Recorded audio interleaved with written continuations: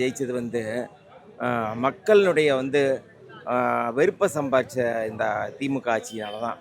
மக்கள் வந்து விலைவாசி உயர்வு, மற்றபடி வந்து பெண்களுக்கு பாதுகாப்பு இல்லை, போதை கலாச்சாரம், இதனால தான் பெண்களினுடைய கோபத்துக்கு ஆளானதுனால தான் இந்த ஆட்சி தூக்கி எறியப்பட்டது. சரிங்களா? அதனால் வந்து மக்கள் எல்லாருமே வந்து வேட்பாளர் பார்க்கல, தளபதி முகமாக பார்த்து, சின்னத்தை பார்த்து ஓட்டு போட்டவங்க தான். மாற்ற வேணும்னு மக்கள் மனசில் வந்து முடிவு பண்ணிட்டாங்க. அதை வந்து செயலில் காட்டியிருக்காங்க. இன்னிலிருந்து நீ தமிழ்நாட்டில் வந்து ஒரு புதிய ஒரு அத்தியாயம் தொடங்க போகுது தளபதினால். ஆமாம், எந்த நலத்திட்டமாக இருந்தாலும் சரி மக்களுக்கு நேரடியாக போய் சேருன்னு தளபதி சொல்லியிருக்காரு, வாக்குறுதி கொடுத்துருக்காரு. அதே மாதிரி மக்கள் பணத்தை ₹1 தொடமாட்டேன்னு சொல்லி தான் ஓட்டு கேட்டார். அதை மக்களும் அதை வந்து நிறைவேற்றி கொடுத்துருக்காங்க.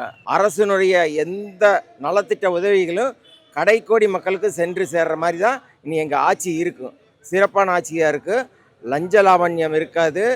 ஒரு குடும்ப ஆட்சி தலையீடு, அதிகார ஆணவ போக்கு எதுவுமே இருக்காது. மக்களுக்கான ஆட்சி, மக்களுக்கு உண்டான ஆட்சி இனி தமிழகத்தில் வந்து உருவாக்கிடுச்சு. இந்திய வரலாற்றிலேயே சுதந்திர இந்தியாவில் முதல்ல கட்சி ஆரம்பித்த முதல் எலெக்ஷன்லேயே ஆட்சி பிடிச்சது தலைவர் விஜய் அவர்களையே சாரும்.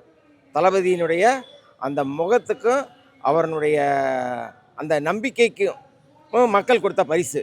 அதை கண்டிப்பாக தளபதி வந்து அவங்களுடைய எதிர்பார்ப்பை 100க்கு 100 பூர்த்தி செய்வார்.